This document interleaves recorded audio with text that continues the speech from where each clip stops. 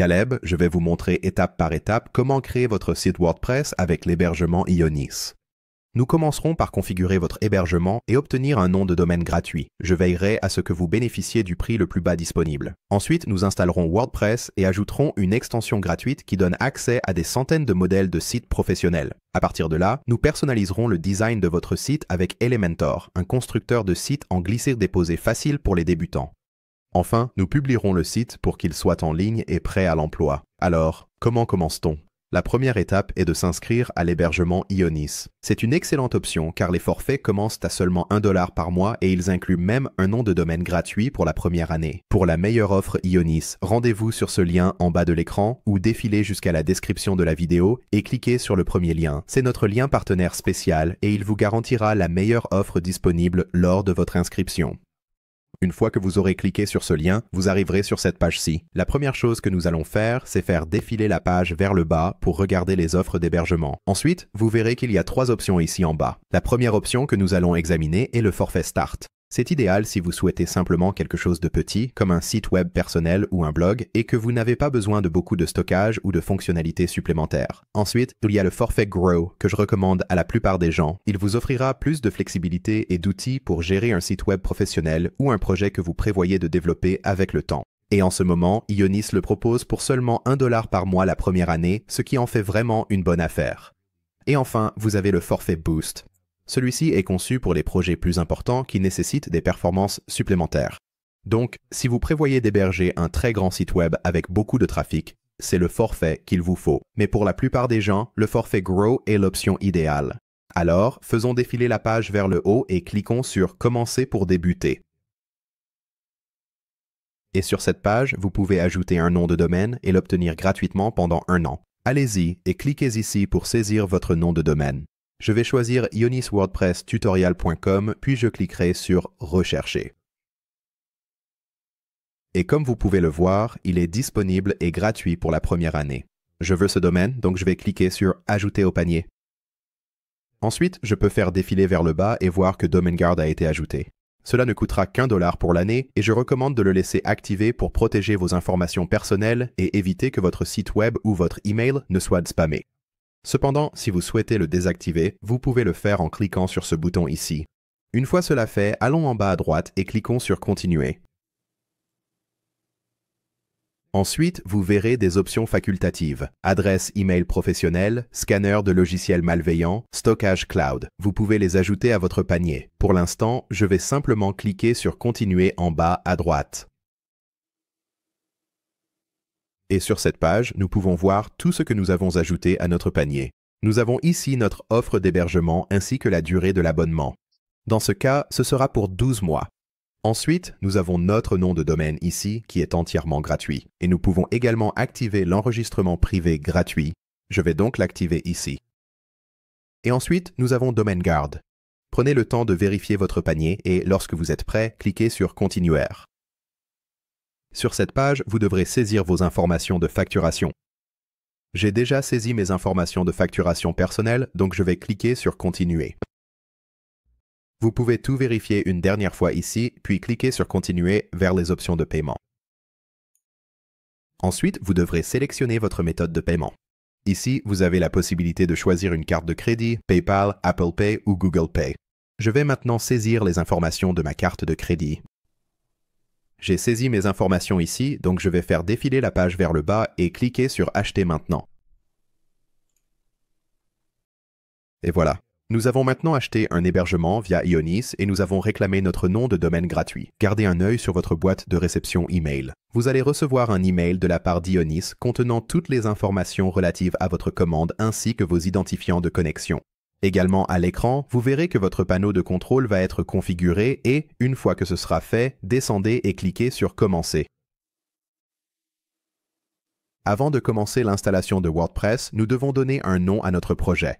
Ce nom sera utilisé comme titre de votre site web et comme nom de projet interne. Et ne vous inquiétez pas, vous pourrez toujours le modifier plus tard. Pour le nom de mon projet, je vais saisir Ionis WordPress Tutorial. Ensuite, je vais cliquer sur « Démarrer l'installation de WordPress ». Cela prendra quelques instants pour se terminer, donc je vais patienter ici et avancer rapidement une fois que ce sera fait. Et je vous retrouve à l'étape suivante. Parfait, tout a été installé et c'est prêt à l'emploi. Pour l'instant, le site web est accessible via un domaine temporaire que vous pouvez voir ici. Plus tard, une fois que nous aurons publié le site web et qu'il sera en ligne, nous pourrons le connecter au domaine que nous avons enregistré plus tôt via Ionis. Pour l'instant, cliquons sur Lancer WordPress. Ensuite, on vous demandera comment vous souhaitez créer votre nouveau site web. Ionis vous propose de créer votre site avec l'IA, mais pour ce tutoriel, je vais choisir la méthode manuelle. De cette façon, je pourrai vous montrer exactement comment tout fonctionne. Je vais donc cliquer sur « Le faire soi-même ». Et ici, vous arriverez sur votre tableau de bord WordPress Ionis. Commençons par cliquer sur Fermer. Et dans votre onglet aperçu ici, vous trouverez des prochaines étapes très utiles pour créer votre site web. Et c'est ici que vous pouvez connecter le domaine gratuit que vous avez réclamé plus tôt. Il suffit de cliquer sur Connecter le domaine et de suivre les étapes. Et si plus tard vous décidez que vous souhaitez créer votre site web avec l'IA, vous avez également accès au créateur de site web IA ici en haut à droite. Vous pouvez aussi gérer votre offre d'hébergement et consulter votre site web. Pour accéder à notre tableau de bord principal WordPress, revenons ici à gauche et cliquons sur Tableau de bord. Allons-y et fermons cette bannière en haut, puis cliquons sur Options d'écran et décochons tout ici pour tout effacer et rendre l'interface propre et sans encombrement. Et vous pouvez toujours rajouter n'importe lequel de ces éléments d'écran plus tard si vous le souhaitez. Je vais maintenant refermer les options d'écran ici. Ensuite, nous devons installer notre thème. Le thème contrôle l'apparence générale et la structure de votre site web. Des éléments comme la mise en page, le style et la façon dont tout s'assemble visuellement. Pour cela, allons à gauche et cliquons sur Apparence. Et à partir d'ici, nous allons chercher le thème Astra. Astra est l'un des thèmes gratuits les plus populaires pour WordPress. Il est simple, flexible et fonctionne bien pour à peu près n'importe quel type de site web. C'est pourquoi je recommande à la plupart des débutants de commencer avec Astra. Donc, pour installer le thème Astra, allons en haut ici et cliquez sur Ajouter un thème. Ensuite, allez sur la droite, cliquez dans Rechercher des thèmes et tapez Astra. Voici le thème Astra. Cliquez sur Installer. Nous allons lui laisser un instant pour se charger. Puis cliquez sur Activer. Parfait, notre thème a maintenant été activé. Et fermons cette bannière ici. La prochaine chose que nous allons faire est d'installer une extension appelée Starter Templates. Cela nous donnera accès à des tonnes de modèles de sites web professionnels gratuits, vraiment faciles à personnaliser. Pour gérer vos extensions, allez à gauche et cliquez sur Extensions. Selon le forfait choisi, il se peut que vous voyez déjà des extensions installées par défaut. Les extensions sont un peu comme des applications pour votre téléphone. Vous pouvez les installer pour ajouter de nouvelles fonctionnalités ou capacités à votre site web. En général, j'aime repartir de zéro avec mes extensions, donc je vais toutes les désactiver. Vous pouvez le faire très facilement en cliquant sur la case ici pour sélectionner toutes vos extensions. Cliquez sur Actions groupées, puis sur Désactiver. Ensuite, il suffit de cliquer sur Appliquer. Cela va maintenant désactiver toutes les extensions qui avaient été installées automatiquement pour vous. Ajoutons maintenant une nouvelle extension. Retournez à gauche ici et cliquez sur « Ajouter une extension ». Puis allez en haut à droite et recherchez Starter Templates. C'est l'extension que nous recherchons, juste ici. Cliquez sur « Installer maintenant ». Puis cliquez sur « Activer ». Et une fois que Starter Templates est activé, vous arriverez directement sur l'écran d'accueil. Pour sélectionner votre constructeur de page, allez en haut à droite et vous verrez ce menu déroulant ici. Pour l'instant, il est réglé sur le constructeur de site web IA. Si je clique dessus, vous verrez que nous avons des options pour l'éditeur de blocs WordPress et Elementor. Nous allons utiliser Elementor tout au long de cette vidéo, mais dans certains cas, il se peut que vous ne voyez pas Elementor apparaître. Pour corriger cela, c'est très simple. Commençons par descendre tout en bas ici et cliquer sur Quitter vers le tableau de bord. Ensuite, retournez à gauche et cliquez sur Paramètres. Faites défiler la page tout en bas et vous verrez cette option ici. Parfois, par défaut, cette case sera cochée, ce qui empêchera Elementor d'apparaître dans Starter Templates. Assurez-vous que cette case n'est pas cochée, puis cliquez sur Enregistrer les modifications. Maintenant, retournons dans Starter Template. Nous pouvons y retourner en allant dans Extensions, en faisant défiler la page, puis sous Starter Templates, cliquez sur Commencer.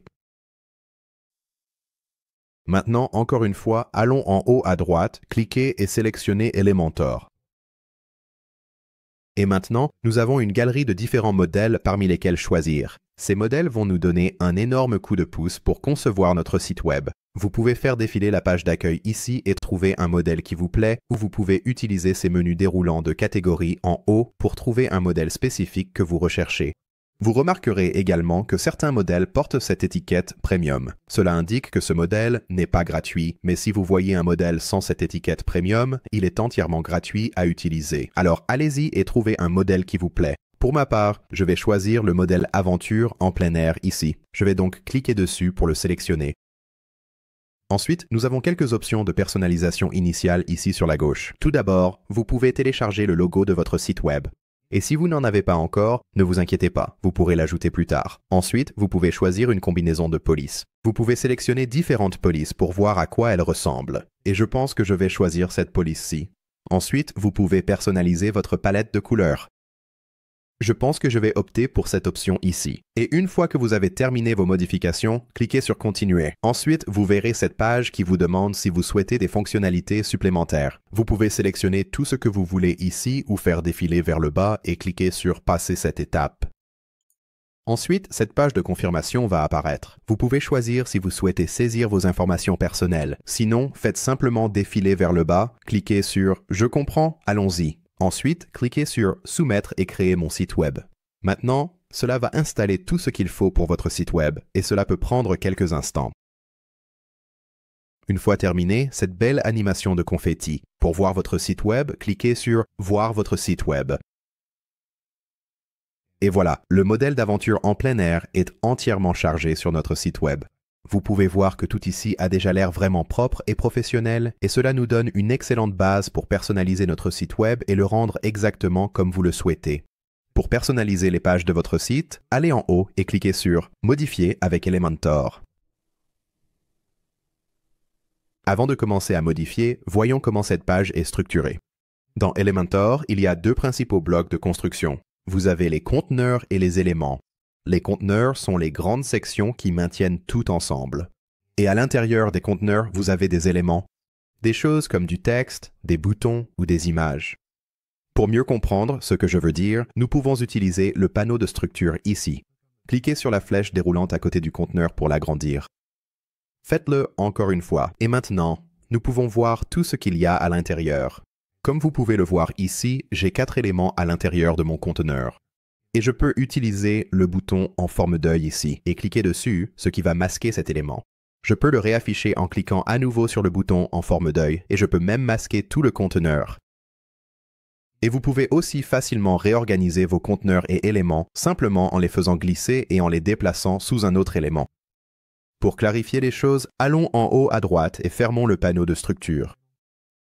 Et si vous avez besoin d'accéder au panneau de structure, allez en haut à gauche et cliquez sur cette icône. Commençons à personnaliser notre site web. Nous allons modifier un peu de texte. Pour modifier du texte, cliquez directement sur le texte à changer. Vous pouvez ensuite surligner le texte ici, puis taper et remplacer le texte par ce que vous voulez. Vous pouvez également modifier le texte ici sur la partie gauche et si vous cliquez sur Style, vous avez quelques options pour l'apparence du texte. Vous pouvez aussi modifier les boutons de la même manière. Cliquons sur ce bouton ici. Ensuite, à gauche, nous pouvons changer ce que le bouton va afficher. Nous allons surligner le texte et je vais le modifier pour qu'il affiche « Cliquez ici ». Vous pouvez également changer la destination du lien du bouton après qu'un visiteur du site ait cliqué dessus. Disons que après que quelqu'un ait cliqué sur ce bouton, je veux qu'il soit redirigé vers ma page de contact. Je peux le faire en sélectionnant le champ ici et en tapant « Contact ». Ma page de contact va apparaître ici et je vais cliquer dessus pour la sélectionner. Changer les images est aussi très simple. Faisons défiler la page jusqu'à une section de notre site qui contient des images et nous en avons une juste ici. Pour changer l'image, cliquons dessus. Nous allons sélectionner l'image puis cliquer sur « Choisir une image ». Ici, vous aurez la possibilité de télécharger une image depuis votre appareil. Vous pouvez cliquer sur « Bibliothèque de médias » en haut. Cela ouvrira toutes les images qui existent actuellement sur votre site web. Ou vous pouvez cliquer sur « Rechercher des images ». Et ici, vous aurez accès à une bibliothèque d'images libres de droit. Par exemple, je peux taper « Nature ». J'aime bien cette image ici, donc je vais cliquer sur « Insérer ». Et voilà, cette image a maintenant été mise à jour sur la page. Nous pouvons également ajouter de nouveaux conteneurs et éléments à nos pages très facilement. Pour ajouter un nouveau conteneur, faisons défiler vers le haut et nous trouverons cette fenêtre contextuelle rose ici. Allez-y et cliquez sur cette icône plus. Cela va ajouter un nouveau conteneur. Vous pouvez cliquer à nouveau sur l'icône plus et ici, vous pourrez choisir la disposition que vous souhaitez. Je vais sélectionner la grille. Je vais choisir ma structure. Ajoutons maintenant un nouvel élément. Allez en haut à gauche et cliquez sur cette icône plus. Et ici, nous pouvons voir tous les différents éléments que nous pouvons ajouter. Nous pouvons ajouter du texte, une image ou une vidéo, par exemple. Je vais faire glisser du texte et le déposer ici. Et plus tard, si vous décidez que vous ne voulez plus de ce conteneur, vous pouvez facilement le supprimer en cliquant sur l'icône X. Nous avons maintenant vu comment créer de nouveaux conteneurs et éléments, mais nous pouvons aussi créer de toutes nouvelles pages. En haut, cliquez sur le menu déroulant à côté du nom de votre page actuelle. Dans ce cas, il est indiqué « Accueil ». Nous allons cliquer ici, puis descendre en bas et cliquer sur « Ajouter une nouvelle page ». Assurez-vous d'enregistrer votre progression en cliquant sur « Enregistrer et quitter ». Et comme précédemment, nous pouvons créer un conteneur et ajouter de nouveaux éléments à partir de zéro. Mais si nous cliquons ici sur l'extension Starter Templates, nous aurons accès à tout un tas de mises en page préconçues. Alors, cliquons sur l'extension Starter Template ici. Je vais trouver un autre modèle qui me plaît, comme le modèle Planet Earth, puis j'utiliserai la page à propos. Super, et maintenant nous avons une page à propos de nous très épurée. Et nous pouvons modifier tout le contenu de la page comme précédemment. Nous devrons également donner un nom à cette page. Alors, allons en haut et cliquons sur cette icône d'engrenage ici. Et à gauche, nous allons changer le nom de cette page pour « Qui sommes-nous » Et je remarque aussi que nous avons ce titre de page ici. Donc, « Qui sommes-nous » apparaît ici en haut, puis aussi ici sur la page principale. Pour masquer le titre de votre page en haut, retournez à gauche et descendez tout en bas. Ensuite, cliquez sur « Masquer le titre ». Et maintenant, ce titre a été supprimé. Et la dernière chose que nous voulons faire, c'est rendre cette page publique. Pour l'instant, vous verrez qu'elle est en mode brouillon. Pour la publier, il suffit d'aller en haut à droite et de cliquer sur « Publier ».